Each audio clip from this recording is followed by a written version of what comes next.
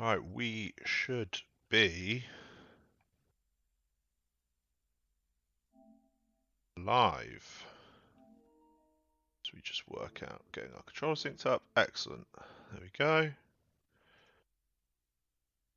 Perfect. What is up, everyone? Welcome to a Friday afternoon stream. We're in Gran Turismo 7. This screen isn't, though. There we go. Good. We are in Gran Turismo 7. It is release day at long last for the game. We've had a little bit to review, to play with, to create guides. There are loads of guides up on racinggames.gg. Everything from the best starting car to a beginner's guide if you're brand new to the series, as well as a tip on grinding credits, which is kind of quite important this year in Gran Turismo 7, as they are hard to come by. As you can see, we've got everything unlocked. This save file was fresh yesterday. We have powered our way through it to get to roughly where the file for our review was. But we are now deep into the game. And we wanted to show you around, take you on a little tour if you're getting home tonight to play it for the first time. Then we are here to help, basically. We will be on for about 2 hours or so. Let's take a little tour. So, life on Gran Turismo 7 starts here at the GT Cafe, where you'll be completing, that's the one, menu books. We're in progress of number 34 out of 39, doing some AMG Mercedes beauties. So you can see it starts with the compact cars, your starter cars, moves on through basically every little bit of the Gran Turismo 7 content. So it takes you around all the tracks, throws you into the missions, into the license tests, puts you in some Mustangs, Camaros, hot hatches, sports cars, gets you modding, gets you painting. It's the way you unlock everything in Gran Turismo 7, and it'll be where you get your most rewards from. And then obviously in the background there you can see my beautiful M3. But we are going to head over to the license center now, and we're going to throw... That's lower, is it? Okay. Everything seems to be alright. Good.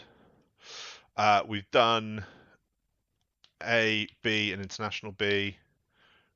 None of them are all gold. We just kind of raced through them a little bit to get them unlocked for us to race on. But we're now going to tackle some of them a little bit more seriously. If you're new to the stream, give us a follow, give us a sub. Be great to have you on board as we grow through our journey. You'll find plenty of Gran Turismo 7 content here on racinggames.gg. The setup we're using today, we've got GT Omega Prime Cockpit, which we're currently reviewing and is excellent. And then we have the Fanatec, what do they call it? GT DD Pro, their mini direct drive for PlayStation, which is also excellent. We're not reviewing it. This one is mine. All right. Don't floor the throttle. I think we will be doing that though. Oh, I do not have my PlayStation sound in, which is bad. There we go. All right. Bursting out into the sunshine of Tokyo Expressway. All right. We needed to brake a lot sooner than that. As the description says, average driver, great game. We're on Diablo. That explains the need for slightly longer braking zone then.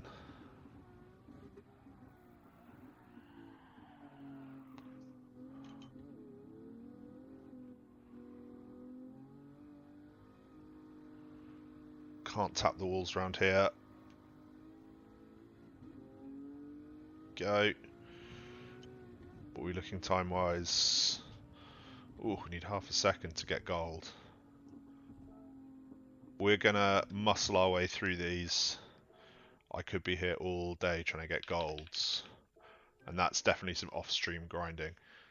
So as you can see, credits, they rack up, but they're not easy to get. And then there's chat. And the daily workout, you've got to do a marathon every day, which is relatively easy. A couple of laps of the Nürburgring will get you there.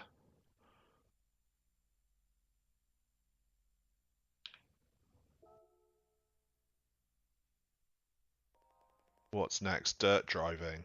This is a little trickier. Gran Turismo does not do dirt racing particularly well. It's not bad, it's just not as good as it is on tarmac.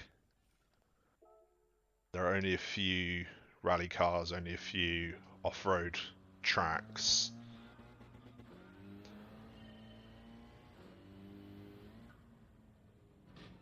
Oh, that was a heavy landing.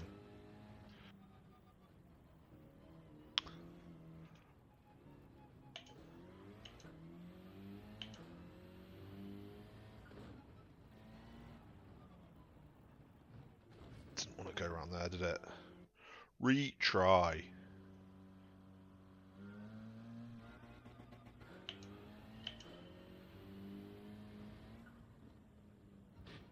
Oh. Okay. That was unexpected, to say the least.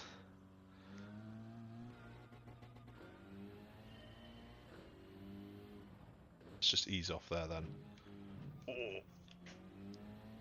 Really throws you as you land off those bumps. For those wondering, the bump at the Nürburgring is exactly the same. You get a little too much air and you get thrown a mile. Down the gears, please. This is where not having a handbrake or a shifter really hurts.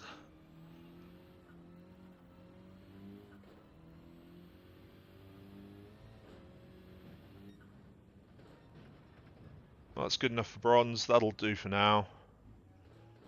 I'll come back and nail all these off stream. I won't. I keep looking over there. I'm used to my camera being at the side. It's over here now. You're right in front of me.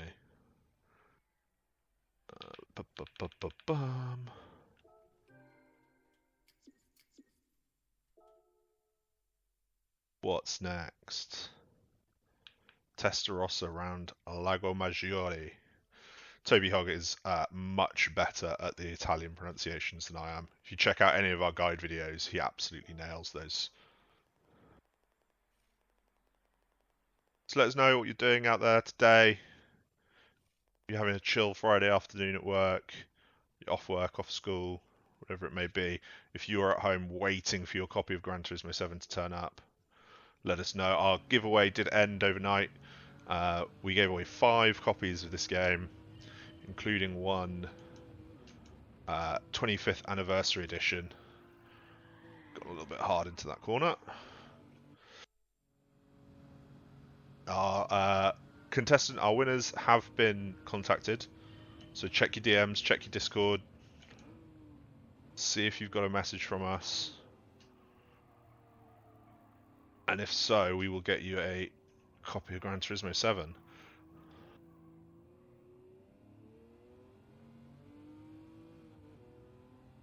I say not big fan of this Ferrari.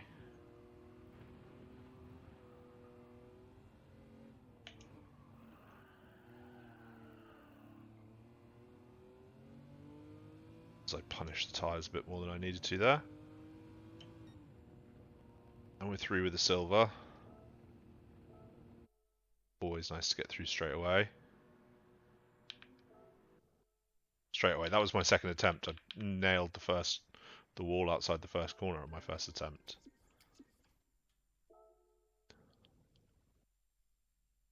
Alright, so that's a little taste of the license tests. Classic Gran Turismo. There are 50 in total. You pick up 2 free cars if you gold each license test.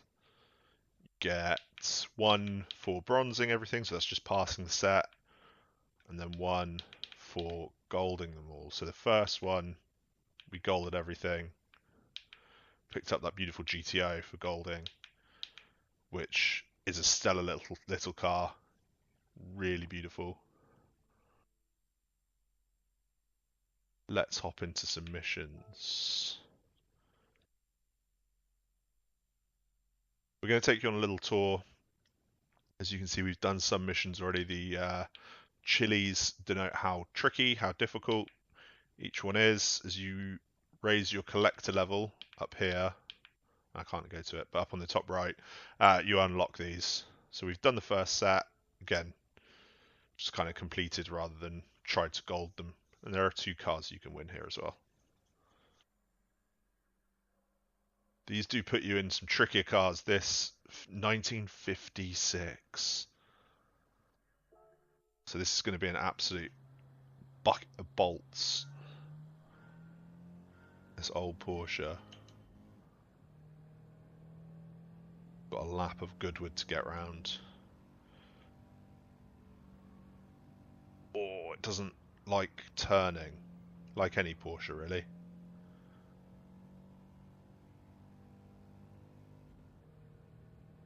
You can see in our review we talked about this game's lighting. You can see even here with minimal weather, it looks absolutely gorgeous. The way that light comes off the bonnet, the way it plays around with the shadows.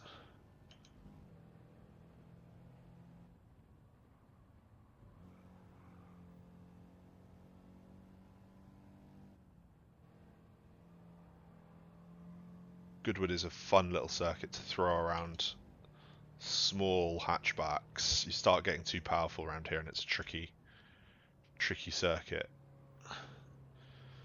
We cannot come off, otherwise we will fail. And for some reason that windscreen wiper is stuck in the middle of the windscreen. That's less than ideal. Oh, I thought we had the whole lap. Okay. Second will do. Second will do.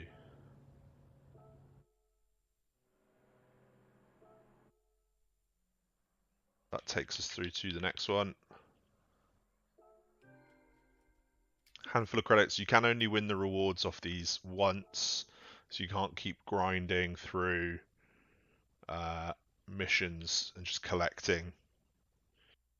Overtake all the cars on the track in 1 lap with the GTR. Your rivals are in Skylines. Lovely.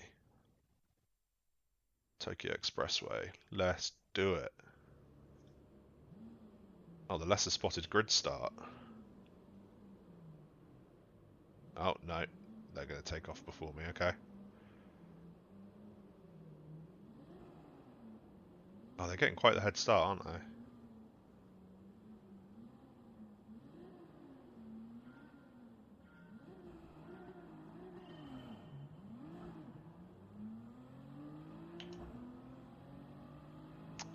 Can we change camera? There we go, give you the offboard. So you can really see this thing in all its glory. How do I turn those on? There we go. Already catching up to the first one.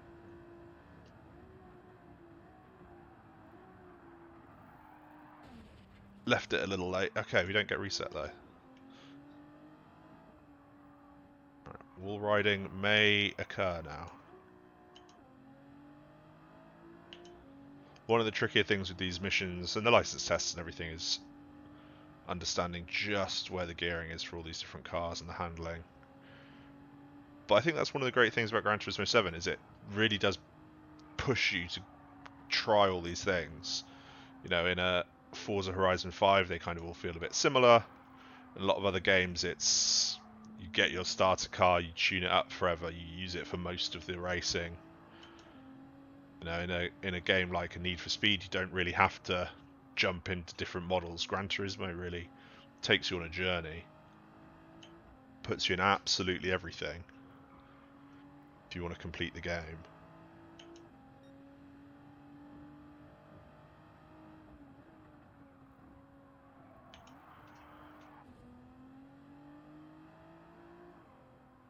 It's not my finest driving, not gonna lie.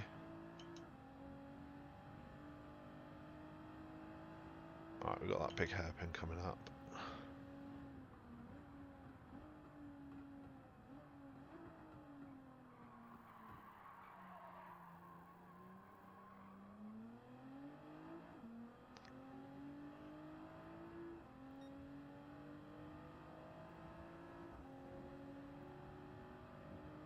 should just be a straight blast to the finish.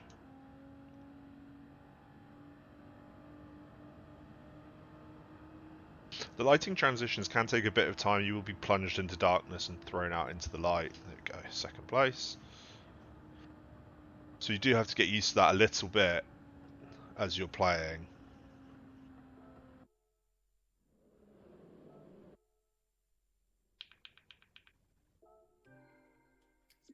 Another 5,000, another 5 miles, and we've nearly completed our daily workout today. Which is one of the best ways of adding to your car collection, adding to your credits, is completing your daily workout. You get a roulette ticket for each time you do it. Obviously, you can only do it once a day, but it does quickly add up. I completely missed what it is I'm supposed to be doing. Speed. Okay, so we do have to slipstream here.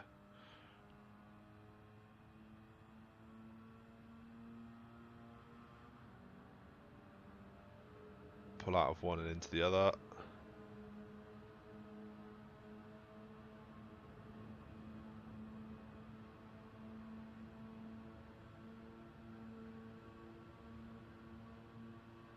Don't know how much use the slipstream is if we're going uphill.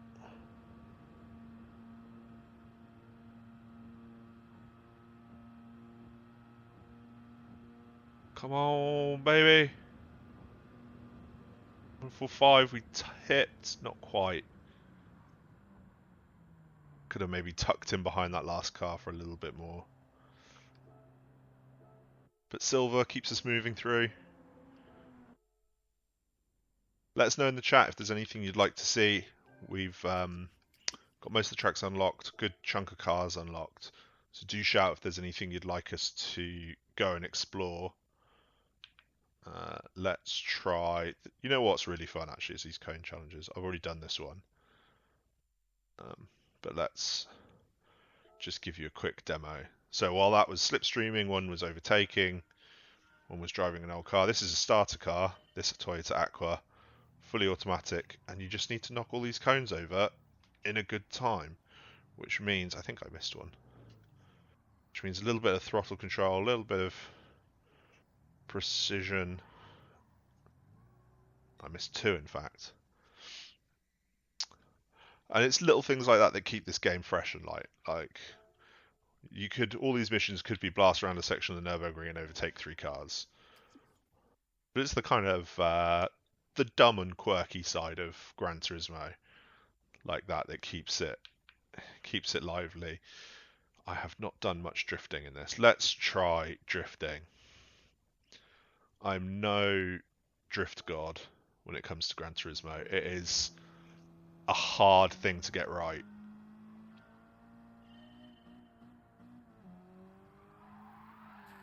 Oh, as we've just shown, kind of. Oh, cannot see. Nope.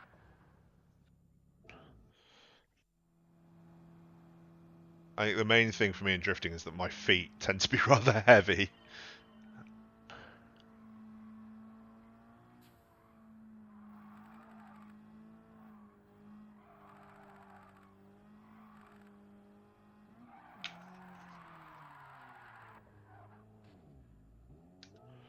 I also instinctively try and catch the slide rather than counter steering.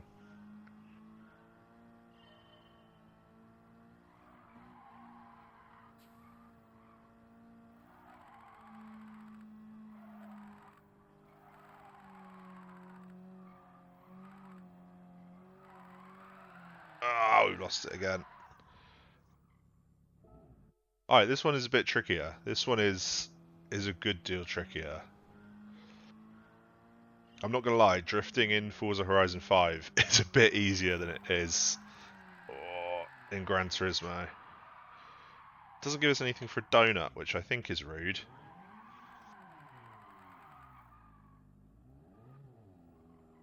Alright, one more go before we'll move on, because it's not great.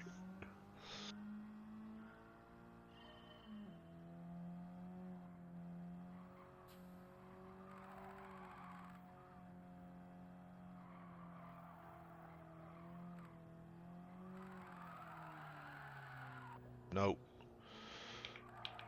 Alright, we just generally suck at that. That's going to take some practicing. That one's not going to be easy for me. We have completed our daily workout doing that, though. That's nice.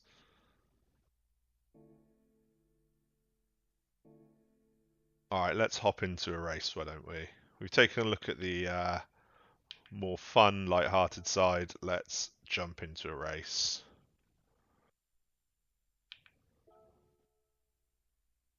What we have at the minute is, as I mentioned earlier, the AMG book for the GT Cafe.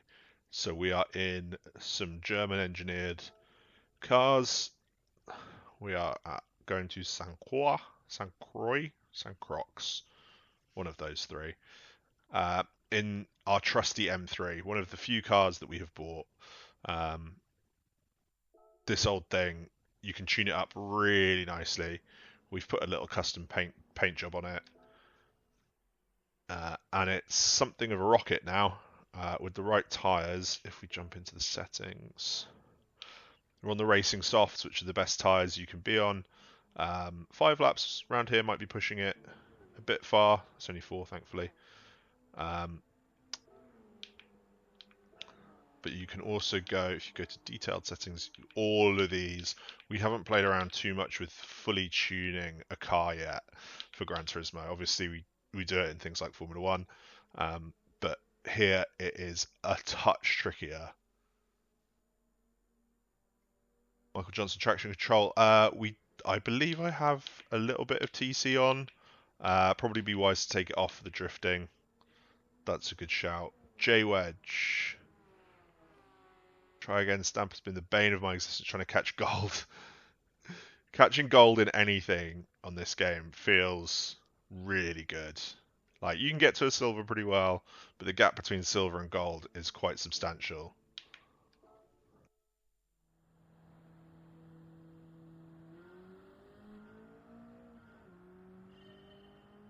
We're going to keep in this view. I'm normally in cockpit, but I think this view gives you a little bit more of a sense of just how good this game looks.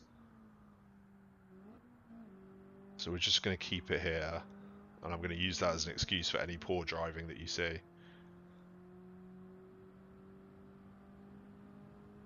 Alright, first car dispatched of.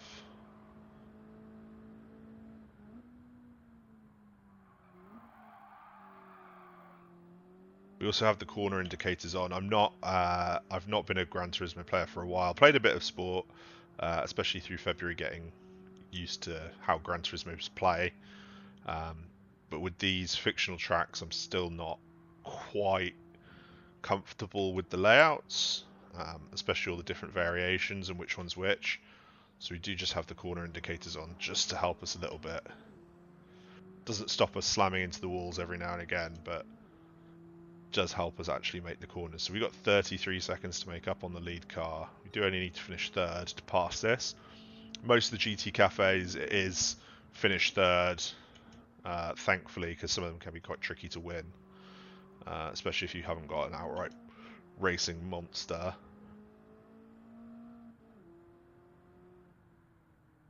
This one tightens up on me a little bit, doesn't it? SLS banging on the brakes. Get out of the way, mate.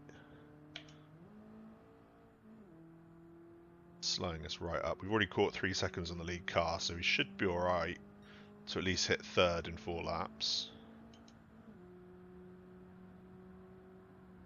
I need to break through here, but we do need to take a slightly different line to him. That one dispatched of. Brake around the 150 board. I remember that. You've been it in a corner often enough, you suddenly remember all your braking points quite well.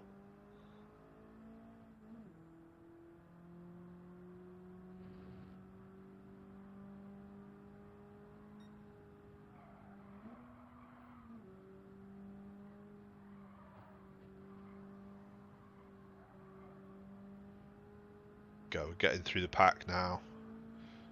Carry the speed. The AI seems to treat every corner kind of individually rather than as a chain. So if you can carry the speed through a chain of corners, you can pick up a lot of time in these kind of pursuit races. Just going to avoid getting sandwiched there and go on the outside.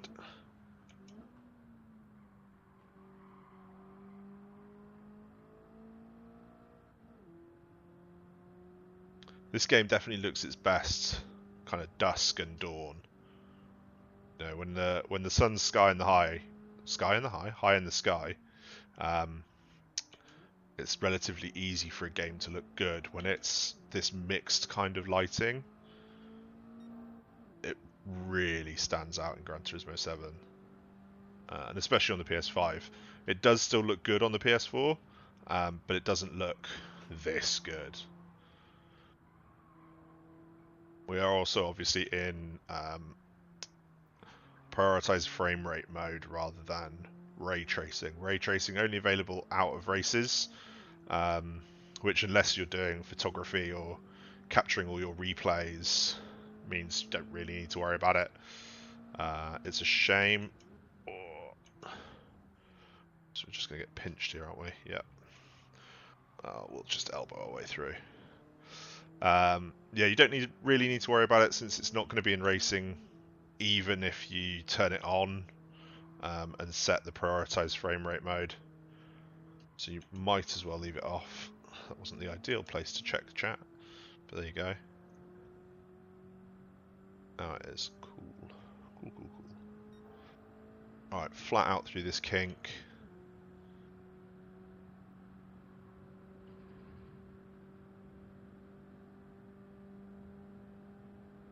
Getting around the 150 board.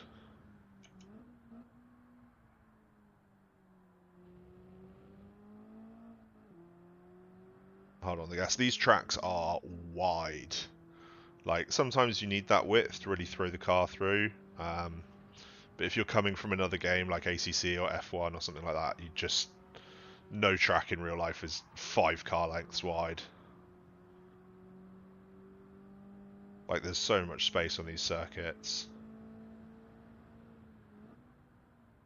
It does make it a little bit jarring when you then go to the Nürburgring and there's absolutely no space anywhere. But it means that these tracks, you know, Trial Mountain, High Speed Ring, they're all nice, broad, open, good for multiplayer, good for getting your elbows out and really trying to push someone into the barriers if they're coming past. Alright, cool, so we're already up to third. Burst is still 10 seconds up the road.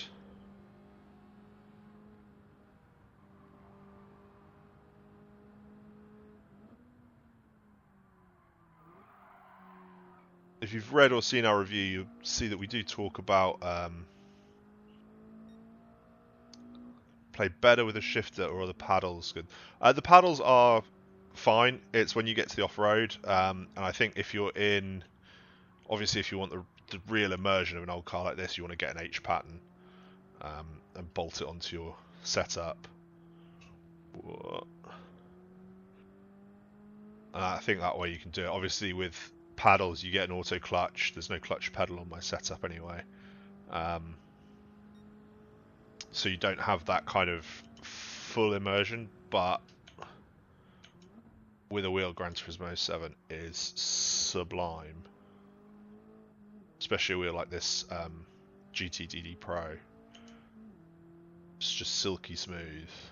You can really start to throw it around, and when bolted onto a rigid rig rather than a desk, you really can actually throw this car. Like if we wanted to, we could.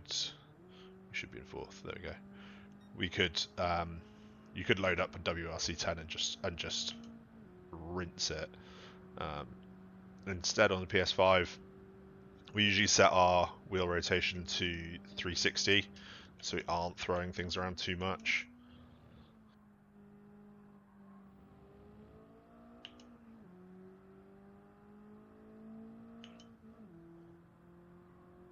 I think perhaps the best thing about Gran Turismo 7 is that you don't actually need a wheel to fully enjoy it. It's better, but the DualSense is an amazing controller for racing, and Gran Turismo 7 has integrated it really well. So the haptic feedback, you know, you can feel when one set of tyres is on a curb and one set isn't. you can feel the power of your brakes as you try and slow yourself down from 200 miles an hour. You can feel that stiffness.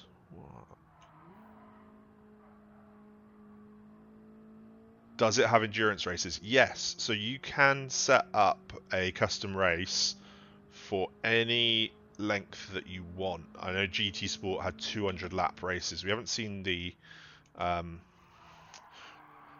we can dive in after this and see exactly how far you can set a race to be.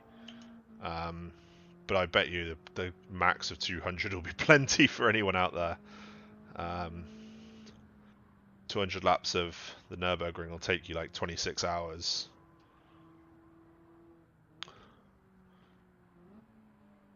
"200 laps of Brands Hatch will take you long enough." So I don't think you'll be wanting for endurance races. You can set them up with friends in the meeting places feature and really have some tests with the dynamic weather as well, and the day-night cycle this game has.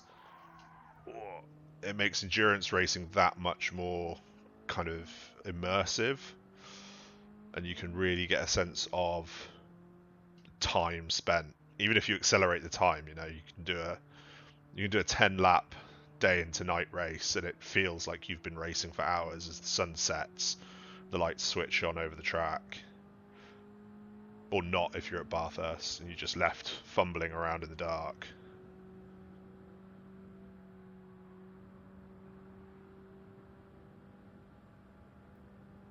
Steady on 911.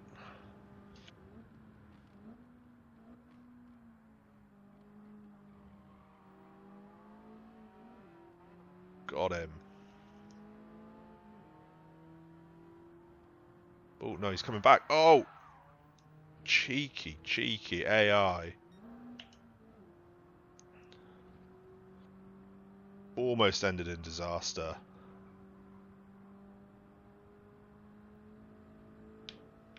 Instead, it's going to be a complete victory for the mighty M3.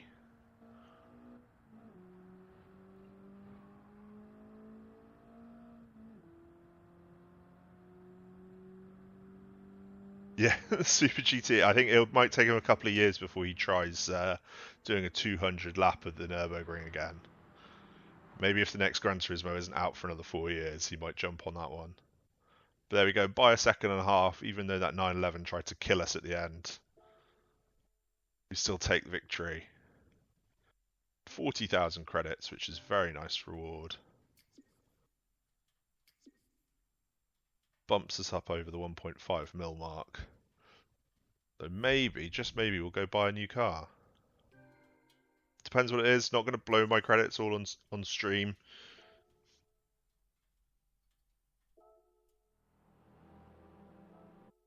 Right, we were going to have a little look at how long a race you can do in Gran Turismo 7. So if you go to custom race, select a track, go to custom race, you can select your layout, whatever it may be, and then number of laps, yeah, max 200.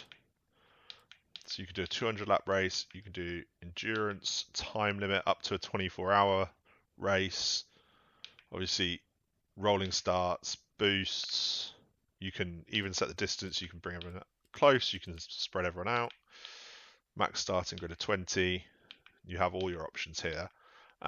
Damage, by and large, is cosmetic in the campaign, and then in custom races you can set to heavy, and you will notice if you thump the wall, you'll notice your steering going off, you'll notice gears start skipping. It's pretty good like that, but set to very light, very minimal in campaign, I think just for accessibility reasons. But again, if you were in a private league, if you wanted to kind of set up private races, you could turn that on and it would really be punishing. And then you have your custom weather sets. If we go to custom, you'll see you can set it to varying degrees of cloudy or sunny. You can only have rain in certain locations, as we mentioned on racinggames.gg. Only kind of works in Japan and then a select few European circuits. So Obviously, Nürburgring, Spa, the kind of usual places. Red Bull has it. I think Le Mans has it, but we haven't unlocked Le Mans yet. That'll be one of the last ones we get to. Walk through the car dealerships. Yes, we can do that. Go on, let's see if there's anything we can spend our money on. Used cars is where you'll get your starters. It's where I got this M3 for, I want to say it was like 90,000 credits. But as you see, it's got a wide range of older cars from a Beetle through to 2010. That's quite recent. But yeah, you can find your kind of classic rally cars, classic roadsters. Oh, you might get that Lancer. I love a good Lancer. I hate a 911 though. There's a Countach. There's a Countach. If you hit learn more, you get a little detail on the car. It looks beautiful. Save the game during an endurance race.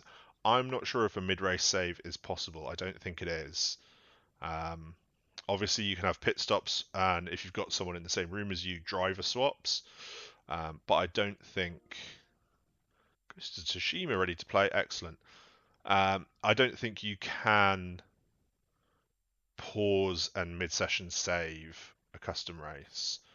That's a good question, though. We will test that out probably over the weekend and get back to you with an article on racinggames.gg. But that is a very good question. God, it looks beautiful, doesn't it? I doubt I'd drive it much, but maybe I'll get it. I am partial to a Lambo. In ACC, I use the Huracan most of the time. So maybe we'll bag a Huracan here. That's the used car dealership. As you can see, everything's got thousands of miles on it. You can take it to GT Auto and get like the body stiffened up, get the engine freshened up, change your oil, that sort of thing. Brand Central is where you get your brand spanking new cars, going to the dealership showrooms. Let's just take a look at VW. Everything from your kind of standard hatchbacks through to the racing versions, the VGTs.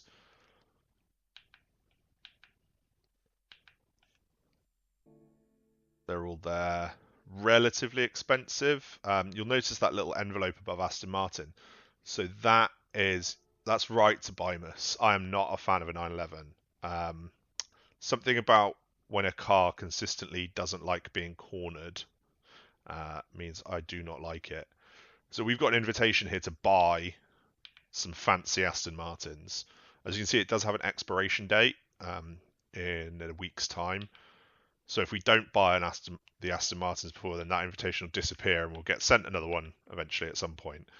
But a 1.3 million car or a 3.3 million car, I don't think we'll be buying those anytime soon. But these Astons do look terrific. Maybe we'll get a Vantage Group 4. At the minute, the only group cars I've got are Supras, which are wonderful, but we do kind of want a couple more eventually. So yeah, these are all the European manufacturers. It also includes their kind of parts partners. So you can get a little history lesson on Brembo here.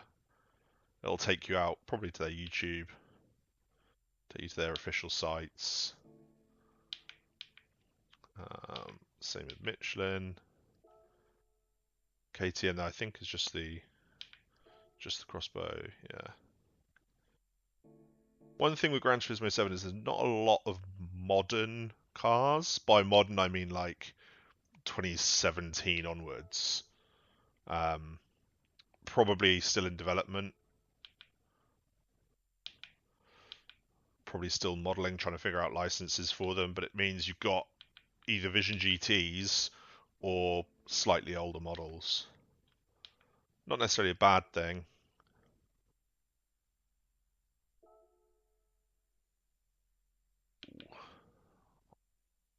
Can't quite afford the Zonda. And then the final place you can buy cars is Legend Cars. That's where I bought in my earlier save the Supra. 1.5 mil. The F50 is here for 3.3. As you can see, limited stock. So sometimes you'll come in and it'll be sold out. Sometimes the price was changed a little bit. Prices are dynamic in the used car dealership as well, as you see a little up arrow on that Ferrari indicating the price is going up. And yeah, so here a couple of days ago, the Aston Martin DB5 was here. A different old Ferrari, I forget which one. This Alpha keeps staring at me. Maybe we'll grab this one. There's another group for the classic 155.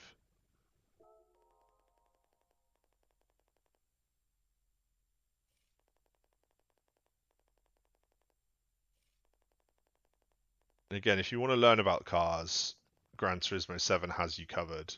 You don't have to. If you do want to see the history behind a car, it's all there for you. But yeah, you don't have to interact with it. You don't have to go diving into the lore and the history. GT Cafe, as you complete menu books, will give you some of that, but it's a very quick skip through. You never have to. You're never kind of forced to sit there and take notes as someone teaches you about a car. So that's my AMG collection done. Luca is your cafe owner, I suppose you'd call him. Gives you all your menus to complete. Picked up another roulette ticket.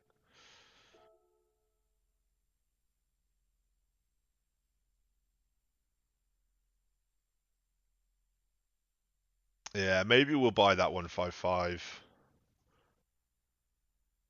I do think super fast. I also think stick it all over an F1 car.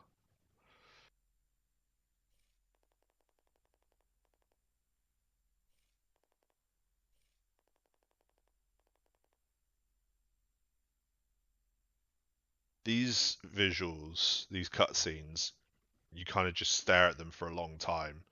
Like, you don't have to read the text, you can just admire, like, look at that. The lighting on it, and again, this is without ray tracing turned on or prioritized. It just looks amazing.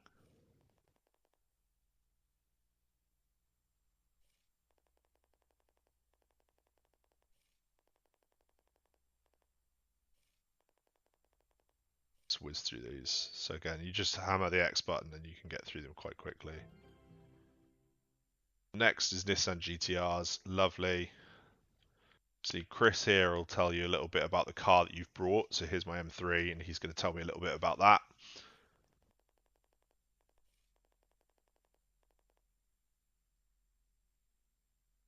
Balant Gaga, how are you? Welcome to the stream. We can show some missions. We hit that earlier, but I don't see any reason. We've done a race. We've looked at the car showrooms. We can go and try our hand at another mission. We will probably fail, though. So let's just activate our latest menu book, which is some GTRs. Rewards another roulette ticket. Great. From 97 to 17. So again, it just takes you through a couple of different variations of the car. Same with like the 911s. The Supras had one that was like that. You had classic European hot hatches and modern European hot hatches. Like, it takes you through the history of the cars that are in the game. Missions are over here. So, but that's your real name. It's Hungarian. Well, no wonder I can't pronounce it. But I hope you're having a good day. I hope you're keeping well and enjoying Friday. Right, we're gonna skip that drift one. We're gonna try this Pikes Peak Quattro and see what we can do. So, close in on your opponents at the consecutive low-speed corners. I'm sure that's where we won't close in on them.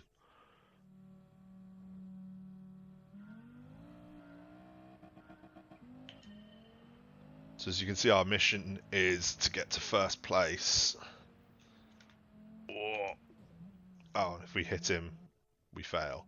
Even though he's in a giant truck and we're in a teeny tiny Quattro.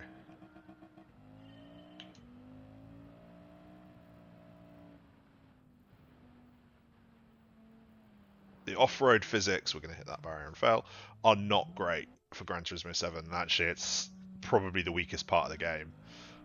If you've played Dirt or WRC or anything like that, it does not feel like that, and everything is just a bit. So we missed some downshifts. Everything is just a bit stiff and a bit unresponsive.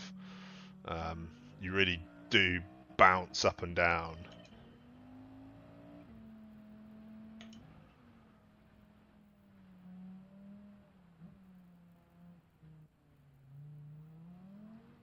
Like, we actually, can we get past that giant raptor, please? No is the answer to that question. Oh, see, that's the AI getting bounced out.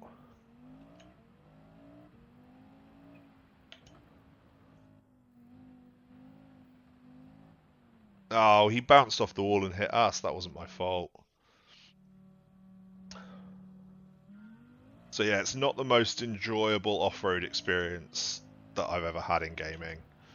Kind of feels like if you've played any Forza Horizon, if you throw a supercar off-road on that, you just kind of end up bouncing, and not really driving.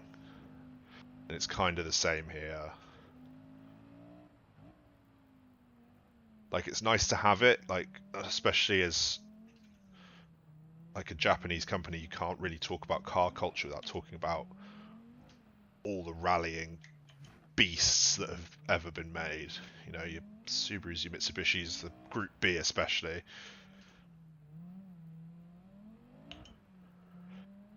But in a game that's not particularly designed for off-road physics, weird things like that happen.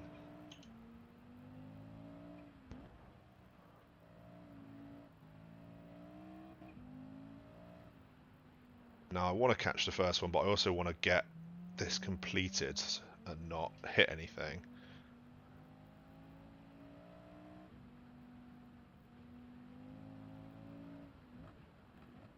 And we're going to go bouncing right into that barrier. Nearly had it. Alright, one more go. We can definitely get it. It's just trying to predict the bouncing Quattro and not hit the back of this giant. Okay, one more go. Not hit the back of that giant car.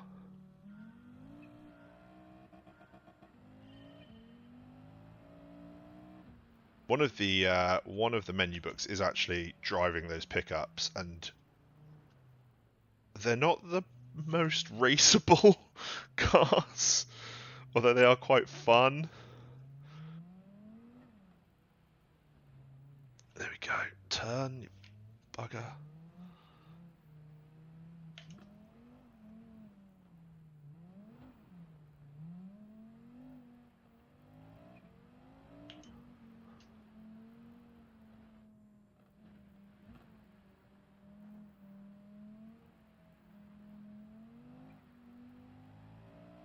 Just kind of want to get to the end.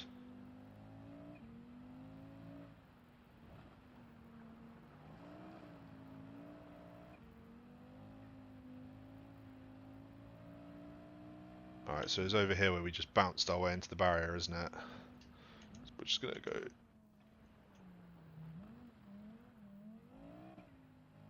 super cautious. And finish. Woohoo! Nailed it. Hey Darius, nice to have you in the stream. Yeah, we are playing Gran Turismo 7. It's not going to be the best gameplay you will see today, but it is going to be the most entertaining. We are racing enthusiasts, not necessarily esports quality racers. So that was very tricky, that mission. Thank you for suggesting it, though. I don't think I'll be coming back to do much off-roading in Gran Turismo.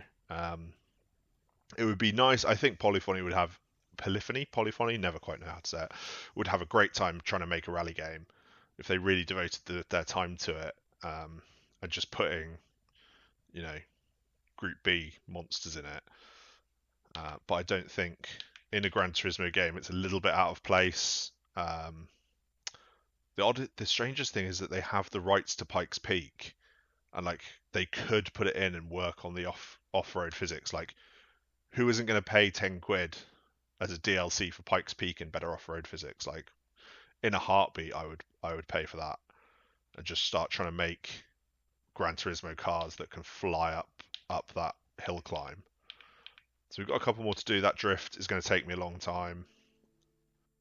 They do get trickier. Those chilies indicate difficulty. So we get into some single seaters. Time doesn't matter here. Distance is everything. Use the ups and downs of the track to your advantage. Favorite edition?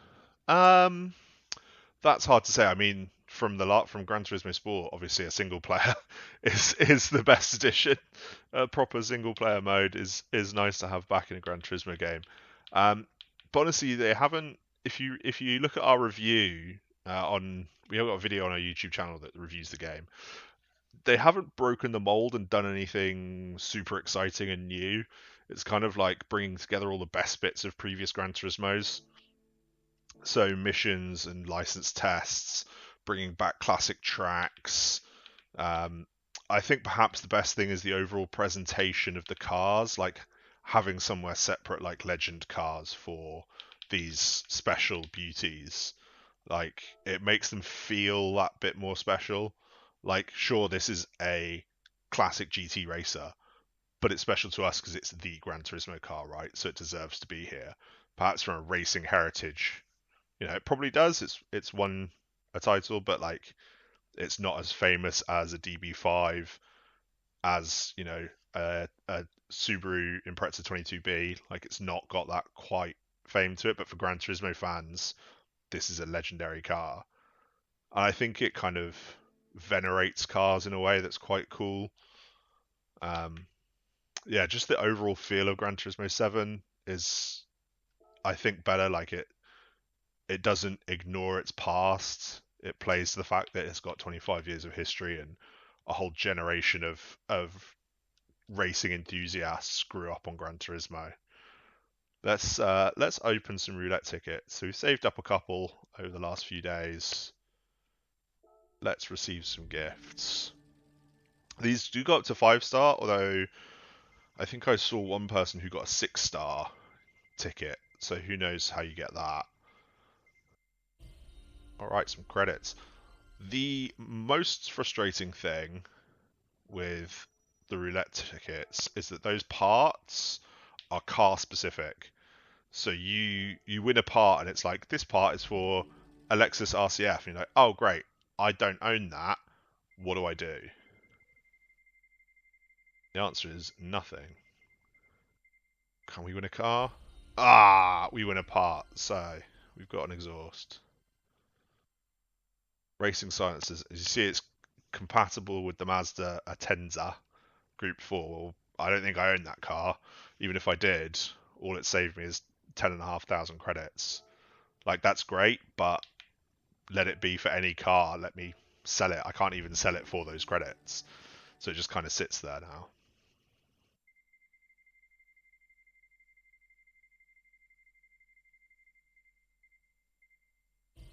Hey, that's the first car I have won. And it's the Tesla. So that saved me, I don't even know how much that is in the game, 80,000, 100,000 credits. Winning that car also ups my collector level, which is lovely. The last ticket we have, let's go for it.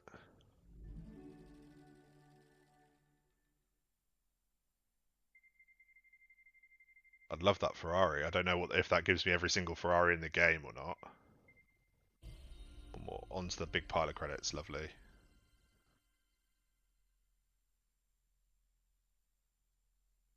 I think so. I mean, we can have a look at what the microtransactions are like. You can buy credits with real money and they are expensive. There you go, 2 million for 16 quid.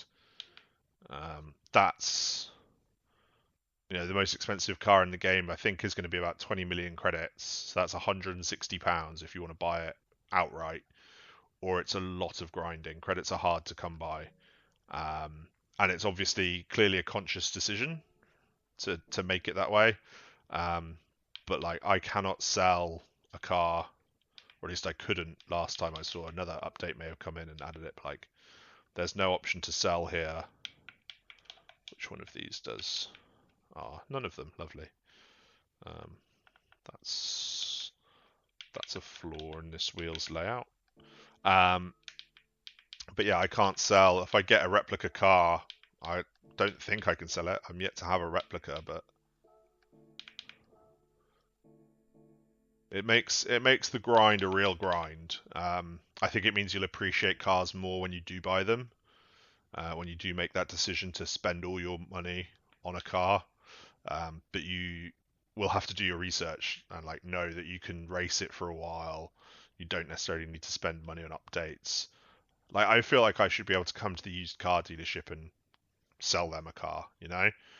Like, if I just won a Mito, I should be able to sell it to them for 15,000, and then they sell it on to other people. And maybe that's how you get this like sold out. We don't have any of these, and the car dealership will give you a fair bit of money if you're willing to part with yours. Like, there are some marketplace mechanics they could put into this game. Yeah, we can pop over to the legendary car dealership again.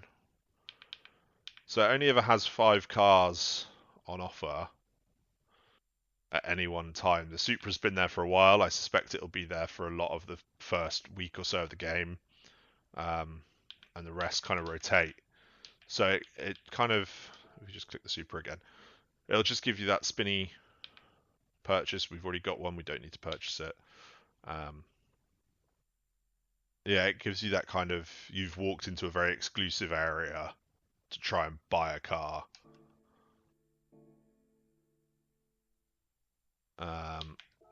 As you can see, our garage is quite full. If we hit change car, 61 cars, most of them, almost all of them, free gift cars from doing menus. So that's how you end up with a couple of American muscles. We chose the Aqua as our starting car and souped it up a little bit. It's how you end up with a 911, all these old American cars, Beetle. The Samba bus was from a mission, completing a series of missions, I think. And yeah, you get them for menus, missions, license tests, all that good stuff. Let's hop in. Let's hop in the Supra. And let's go for a race. I doubt I can use it. This. No, it's over the PP cap. And we have to use a GTR.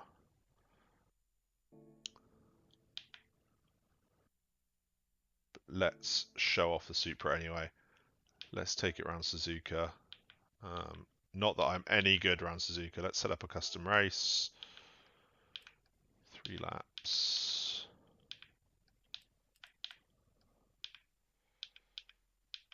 That down. And let's get some custom weather on the go. Let's start with some light rain. And then transition to clouds. There's originally a fictional company called Brighton Antiques rather than a real life brand. Yeah, they've gone through. It would be cool if they did some more fictional stuff. Like, obviously Gran Turismo is very well known for amazing fictional tracks. And they've got the VGTs and stuff, but it would be superb if they could just throw in a few more fictional things. Yeah, we won't have any penalties on. Penalties are no fun. So the dynamic weather, which is pretty cool, it is limited to Japan and a handful of European tracks. Oh, we may have reduced the rolling start gap a bit too much. There we go. Oh, am I way overpowered for my opponents? Looks like I might be a little bit.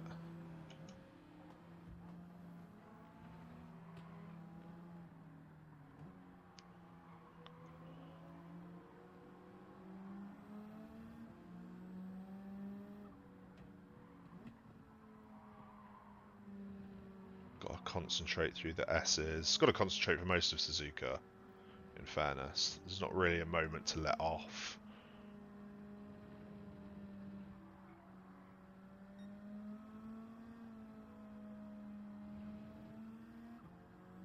Probably be leaning on the grip of this car a little bit more. It is a grippy boy.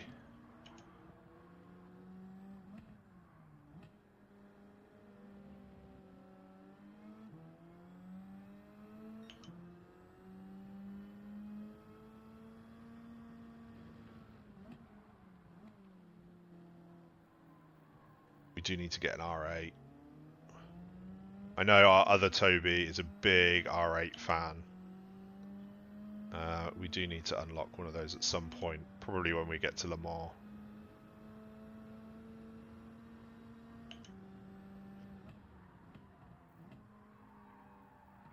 Bruce Spoon, one of my least favourite corners.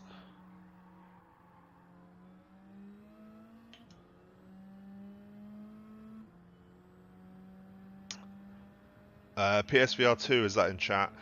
It would be cool. I expect they haven't said anything about VR support, like even with the original PSVR. But since Gran Turismo Sport has it, I'm assuming this does too. Hopefully in a less limited capacity. We don't actually have a PSVR headset at Racing Games. Perhaps we should get one.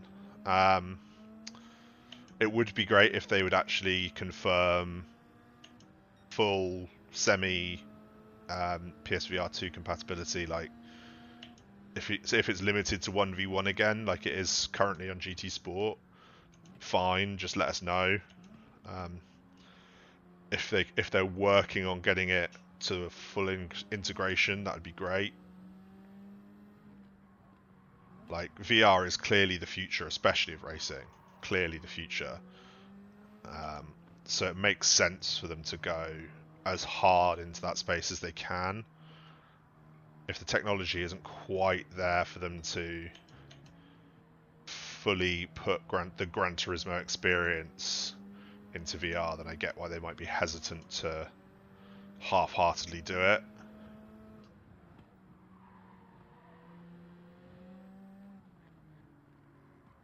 God, I love this Supra. It's so sticky. Like you jump in the road Supra, and you're going sideways immediately, right? Oh, sorry, mate. You buy this GT3 or Group 3, sorry, and you're glued to the road.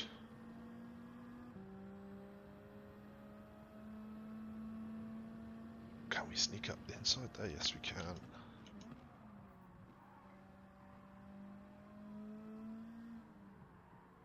You do want a bit of ABS on, otherwise it will snap at you in under braking. But given ABS is a GT3 standard, I never really feel too bad about it.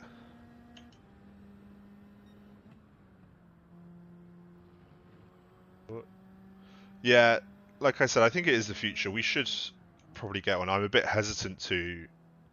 I'm a bit nervous about getting motion sickness from it, if I'm completely honest. But I think both myself and our other Toby have PCs capable of running some good VR. So maybe we should look into that. Maybe we should do it. Tobes, if you're there, can we get rid of that spam?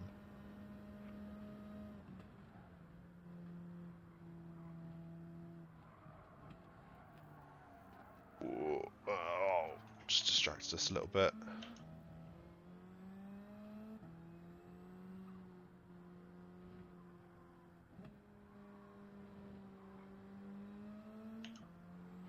Alright, last lap. The weather's sort of changed. This race is perhaps a little short to fully show off, but you can see it starting to lighten. in certain areas of the track. If you go to the Nürburgring, you can really see it there. Half the track is rainy, damp, the other half sunny and dry. As we muscle our way through.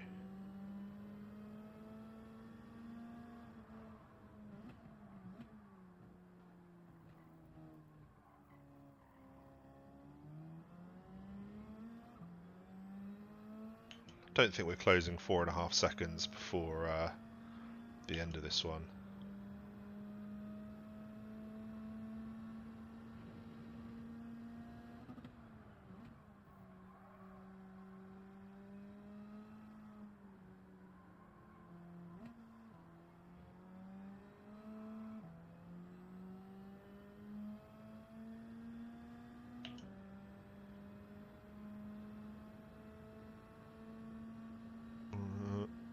Can we go flat through 130R? I doubt it, but we're going to try. Nope. Nope, we had to bail out of that one.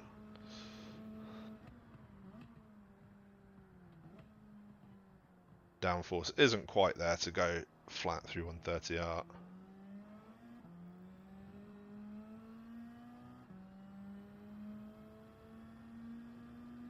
And across the line.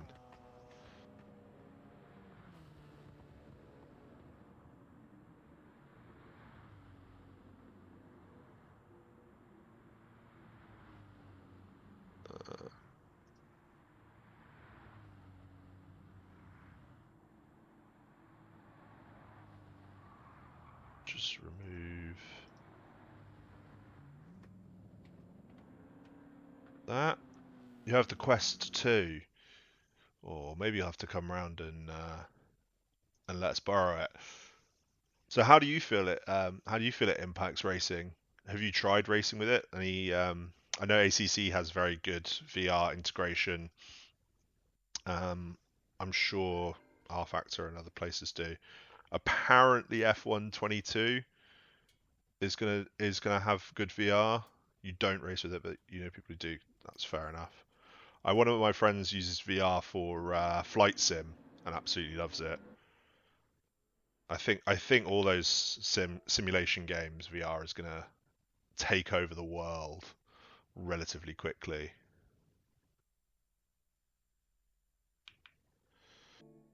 All right, so let's jump into here. We want a. Ooh, that's our only GTR, is it? It's a little underpowered since the cap is 700. So let's go do some tuning.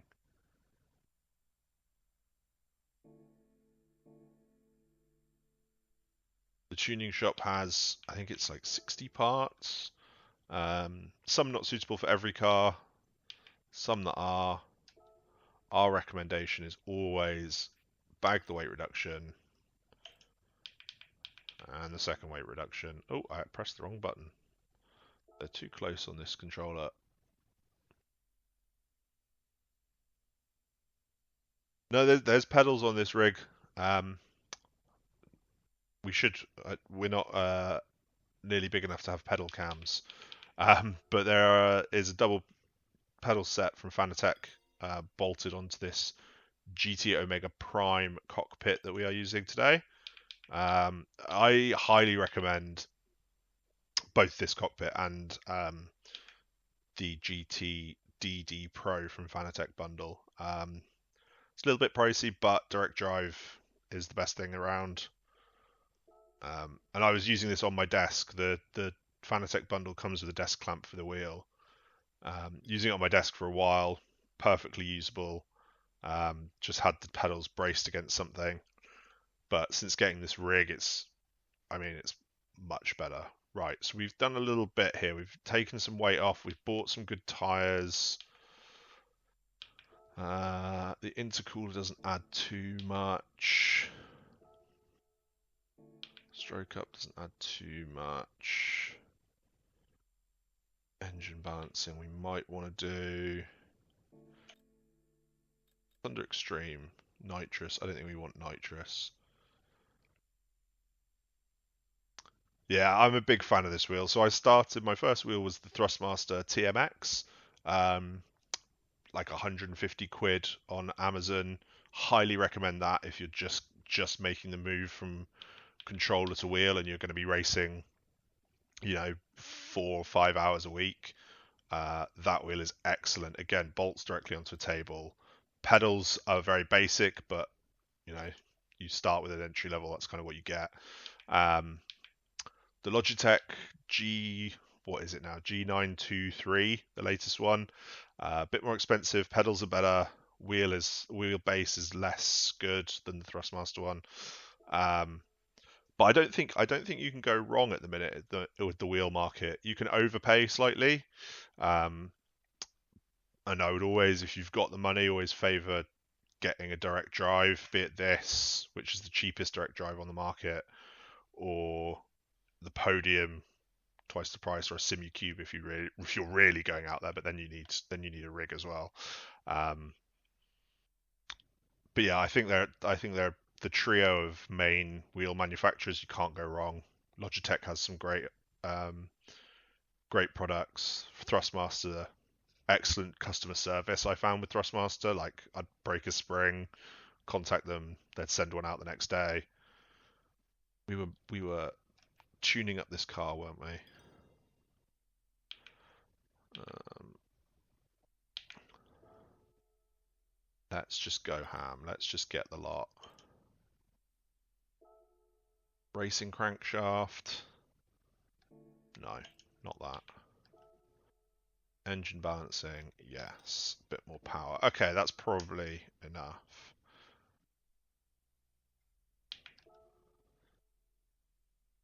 And we can take on the first race of this GTR collection. 4 laps of Tokyo Express. 4 laps of wall riding. That's what this is going to be. Elite gaming here at racinggames.gg.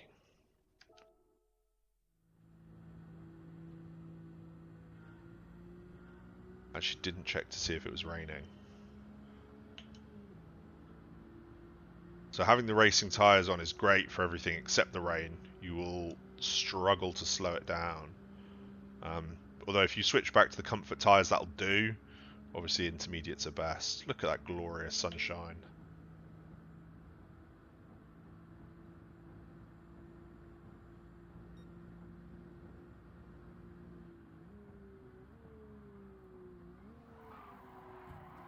Ooh, that was a little bit overly aggressive.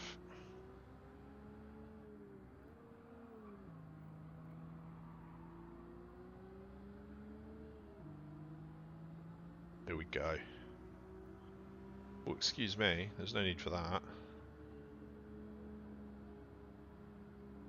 Just ease off. Like I said earlier, I'm not totally at home with some of these fictional Gran Turismo circuits just yet.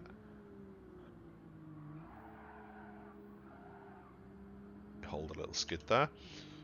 Hence the corner markers, the corner indicators. I'm never quite sure if the road's going to go hard left or hard right.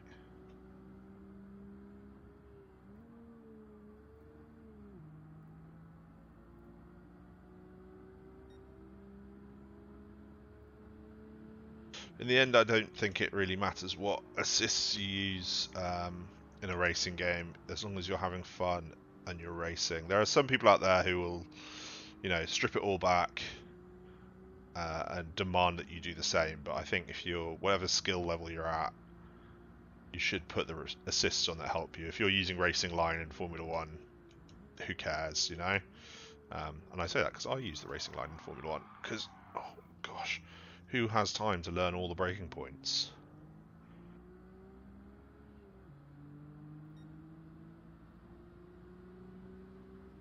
Found a clump of cars we have to navigate our way through. Plunge back into the tunnel. Don't want to go into the pit lane by mistake.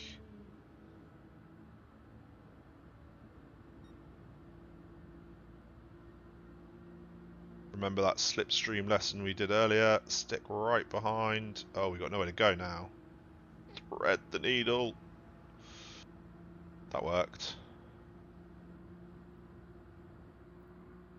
Running out of grunt a little bit.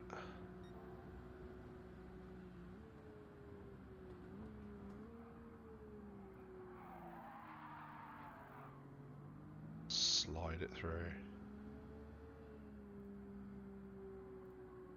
I think that's another issue with AI balancing in this, is that down the straights they're usually faster than you because they're in a more modern car or a slightly better car. In the corners they're painfully slow, so if you catch one at the wrong point, there's nothing, you're just stuck there. And often you'll hit them because they just are going much slower than expected.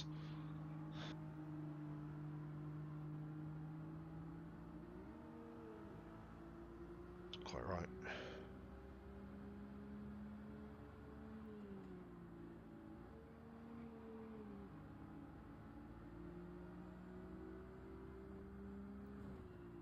Don't look at chat when there's a corner coming up.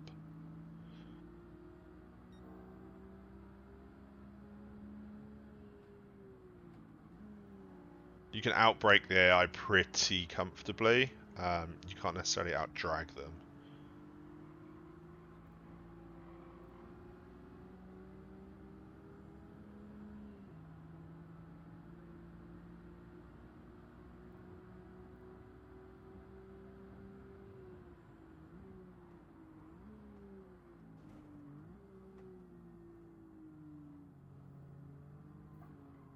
Well, that was I wasn't expecting that to be solid.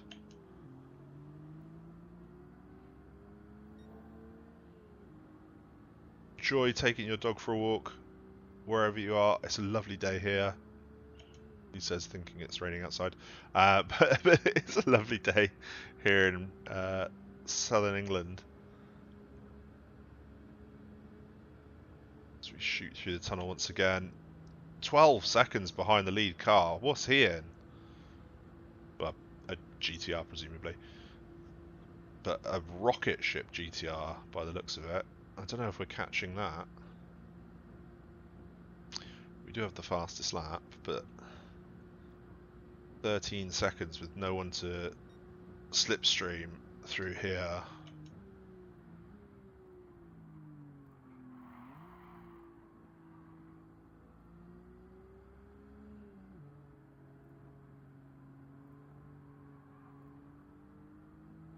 Starting to learn this course a little bit.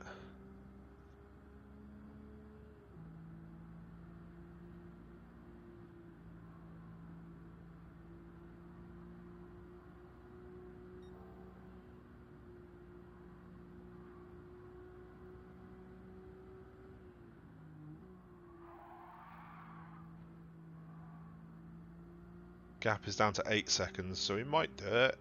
We just have to keep it out the wall, which is always a challenge. He says putting it into the wall almost immediately.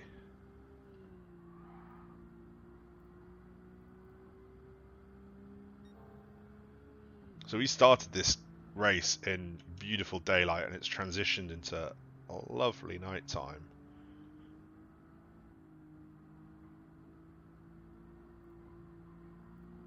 I think the nighttime really lets you see the lighting, like the glow of the street lights, the moon overhead.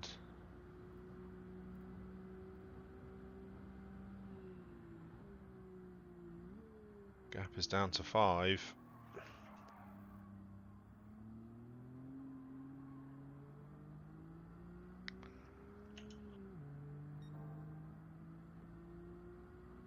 Getting it done.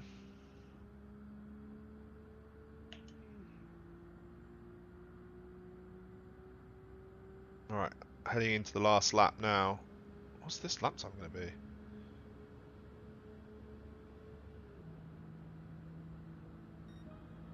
Six seconds off our fastest lap. We've chewed into the gap. Don't bottle it. That is the key. The win is there.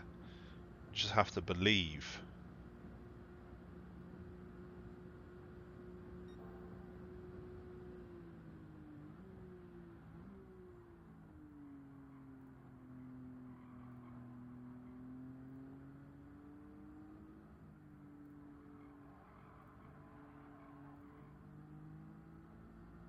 It's relatively smooth. Not the fastest I've taken that for sure, but relatively smooth.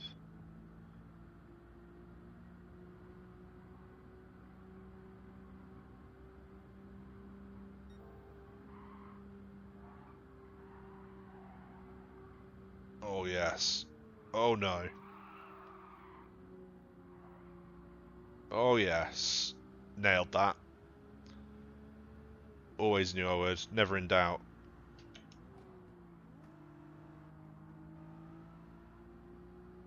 We have the lead back. We never had it in the first place, but we have the lead. Now watch Ordonez come flying back at me around here.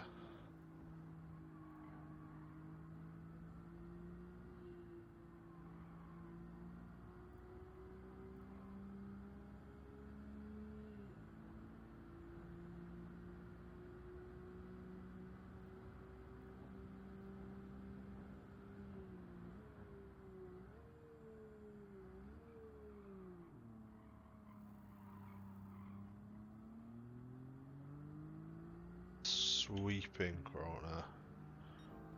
Oh, we're absolutely flying.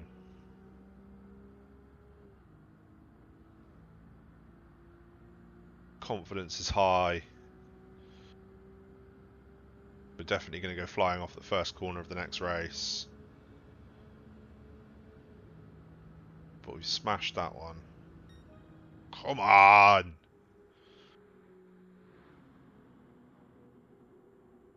Nailed it.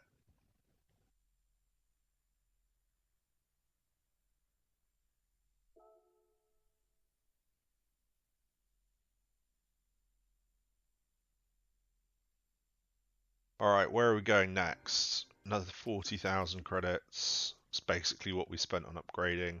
Probably spent a bit more. Bagged ourselves a Skyline.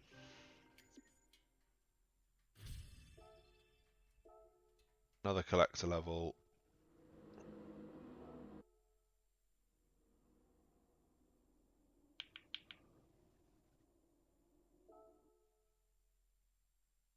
I think we've got time for one more race before I have to jump off. We go to Europe. Where are we going? Let's do Deep Forest. 5 laps of Deep Forest, yes please.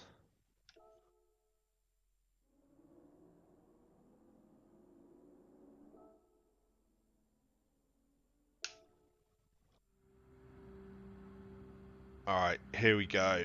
The classic returning for Gran Turismo 7. Can I remember the layout of it? Not really.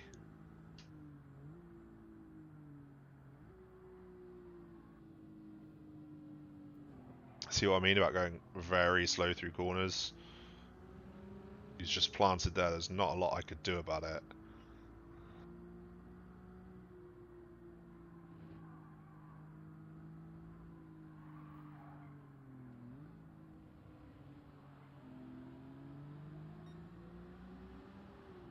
Into tunnel, out of tunnel. The lighting again, absolutely stunning.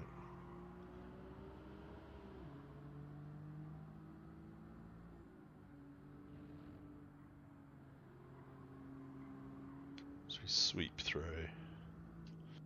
And now, the long boy.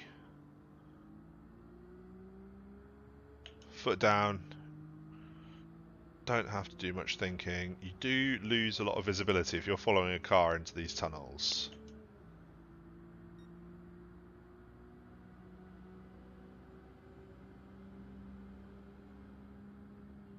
Pick a braking point. Little early. Again, he's not carried any speed through there and we just caught him up at the apex.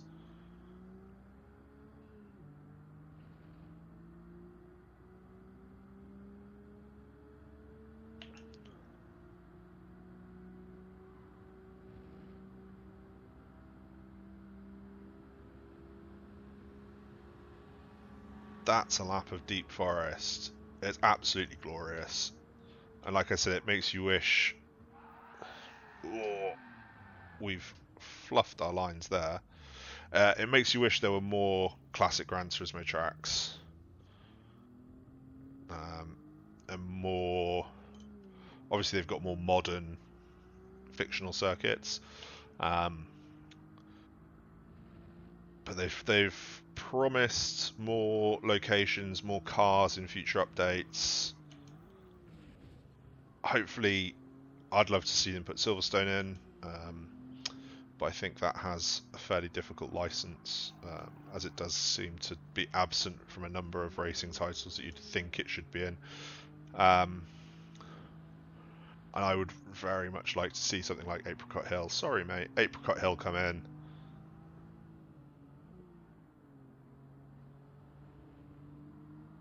Like, I'd really enjoy a... I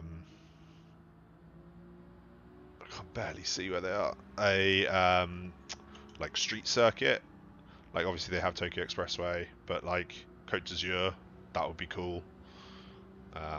Obviously with the classic Gran Turismo widening, they were to put it in.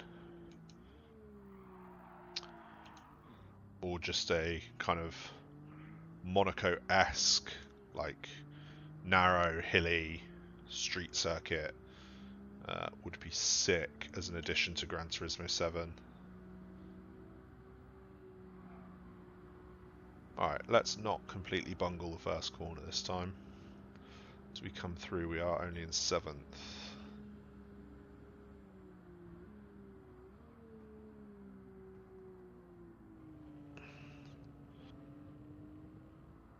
Beautiful. 12 seconds to catch up. We should do that relatively simply.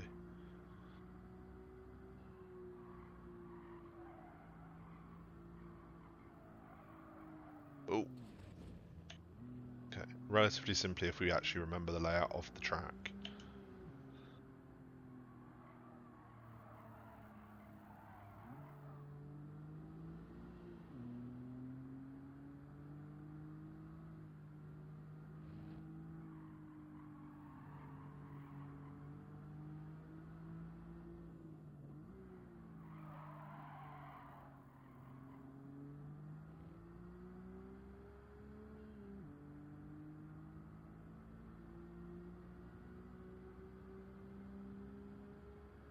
Down the long back straight one more time. While this circuit is nice, 3/4 of it is just thinking about where you're going to brake for this hairpin. I mean, again, contact an AI car at the hairpin. Because this is flat, even in this wobbly old car. If you're in a Group 3 or later kind of performance car, I mean, most of this course kind of drives itself. Just pick your brake point for turn 1, pick your brake point for the hairpin, roll it through this middle sector.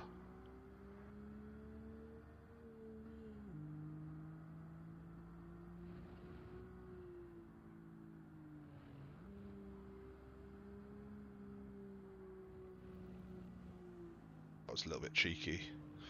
4 wheels past the white line, but the FIA aren't really looking.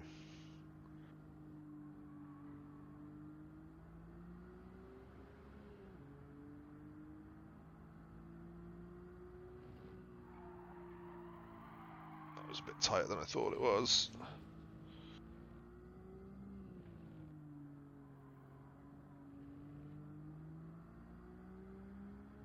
The lead two are just here, so we might have the last lap to ourselves. Again, they kind of disappear in the tunnel. There they are.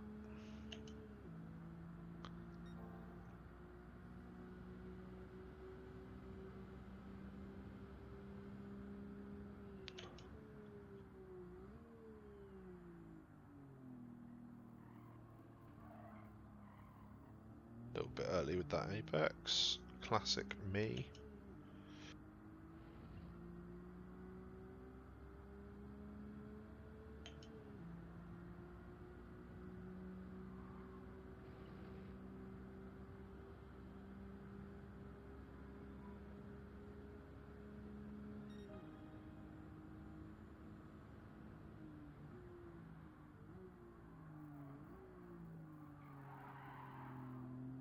little late that time.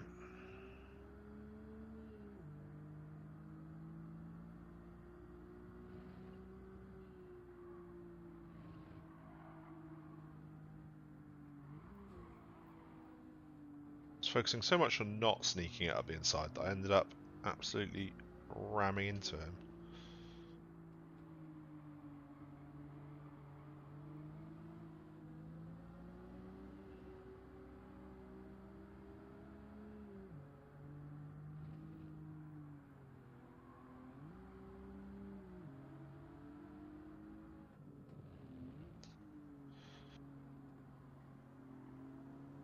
Kind of got a little bit caught up behind them there, trying to be polite rather than forceful.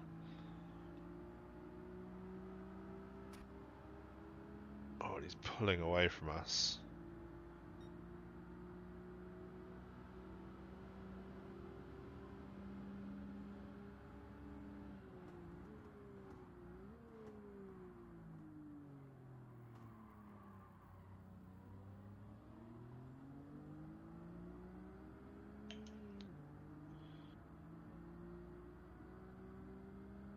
Not going to have the speed to overtake down here. Where are we? Not quite. Very close, but second.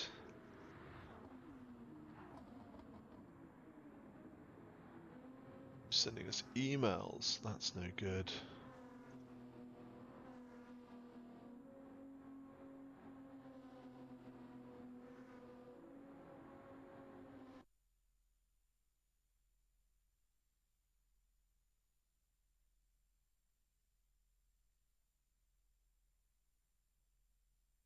Second in a 94 against a bunch of 2017 GTRs isn't too bad, I don't think.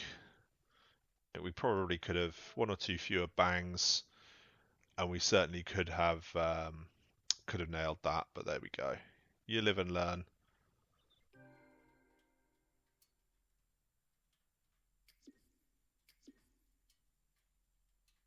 All right.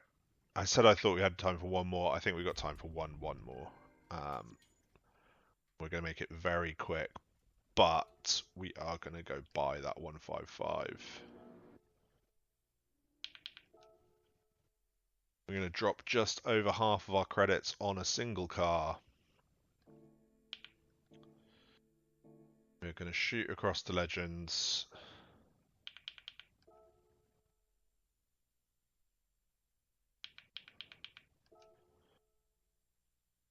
We're going to hit purchase. Living with a legend. The trophy pops. Look at it. It's so beautiful.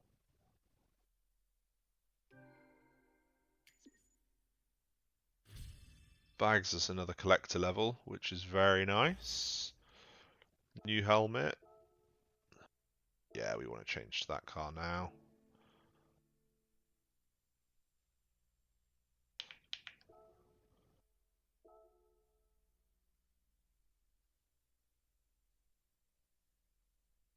There it is. Gorgeous.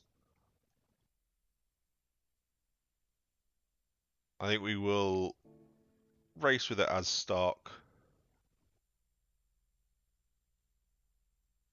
Use that in a 24-hour Nürburgring race.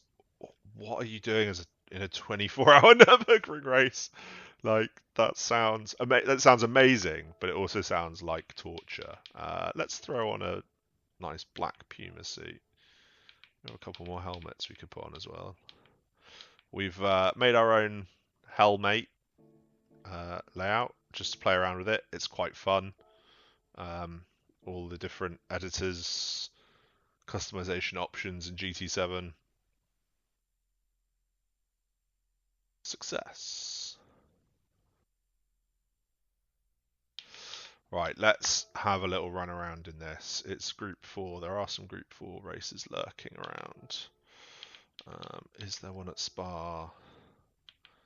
No, that's Group 3. Is there one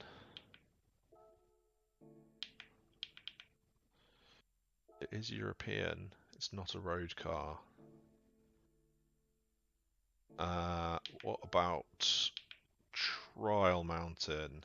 Four-wheel drive. Again, has to be road car. Has to be Japanese. Okay, let's do a custom race here. Let's throw Trial Mountain out nice and quick. 3-lapper.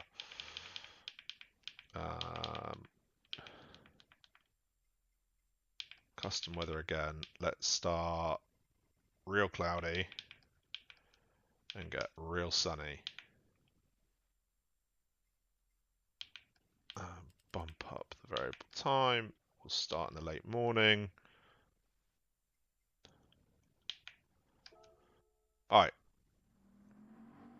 A quick dose of Trial Mountain.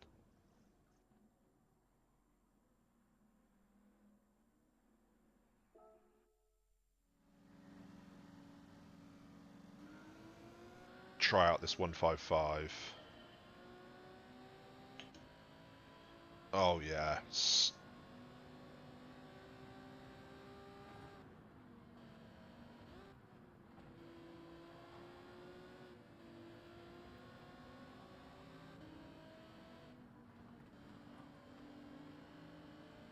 So we started in the late morning with it overcast. Into the dark we go. Little bit of contact.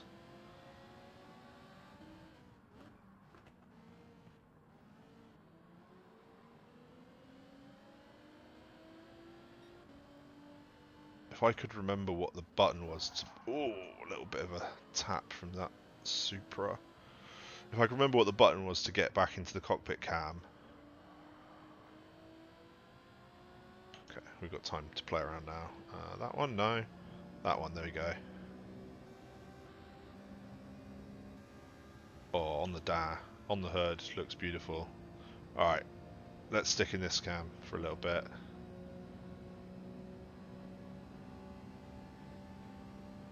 We appear to be lacking in speed compared to the 458.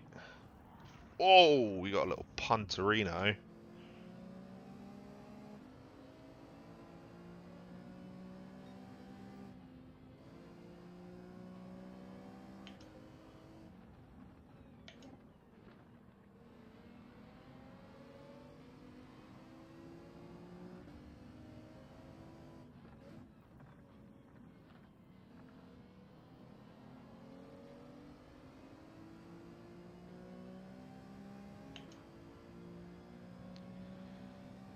Diving up the inside, yeah.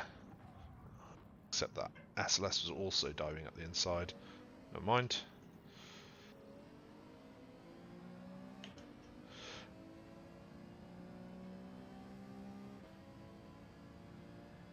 It should start to get progressively lighter and less gloomy. We've set the dynamic weather in 2 parts on this 3-part race to start the most overcast it can without raining, and then to start to brighten up, and you can already start to see some blue skies appearing. But the clouds are starting to disappear, it's starting to get a bit brighter.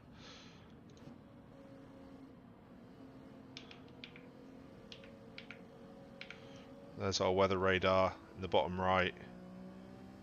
So there's no sign of rain because it won't rain here, which is a frustration. Hopefully they change that in an update.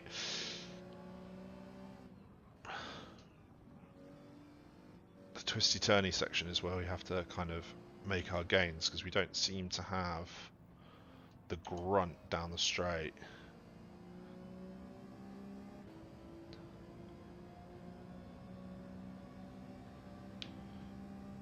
Can't really see out the back of this thing.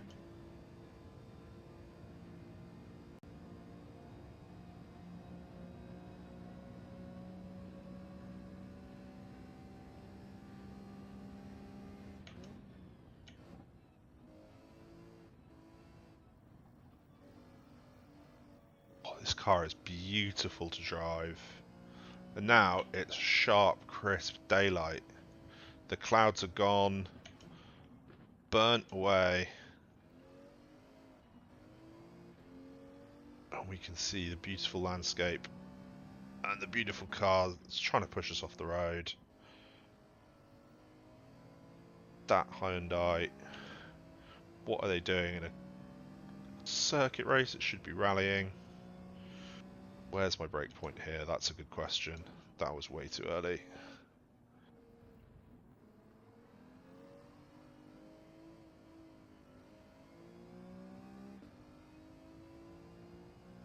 Off we go.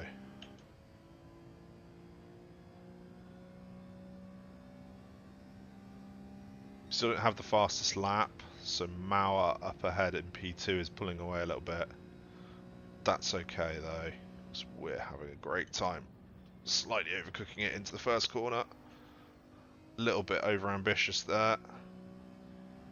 Hold it together though.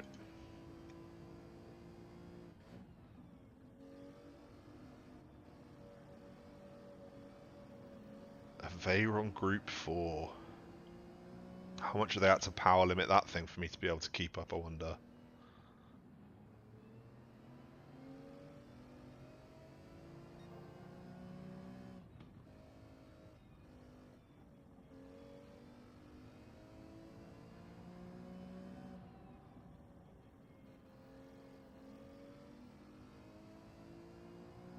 Put hard down. Veyron's back there somewhere. Don't think it quite enjoyed the corners as much as we did.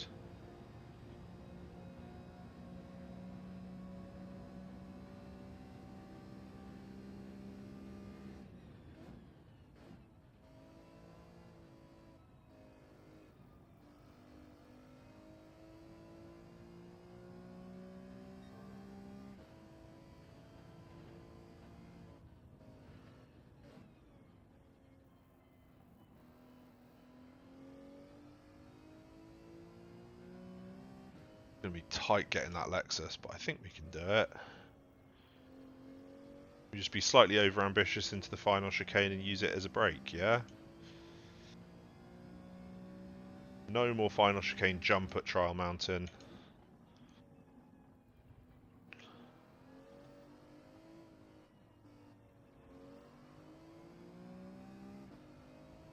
Drag race to the line. Come on!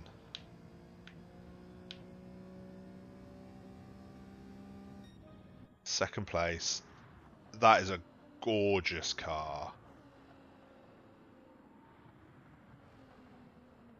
Full of nostalgia, full of just joy to drive. Oh. We were 4 seconds off another version of it. But it sounds superb.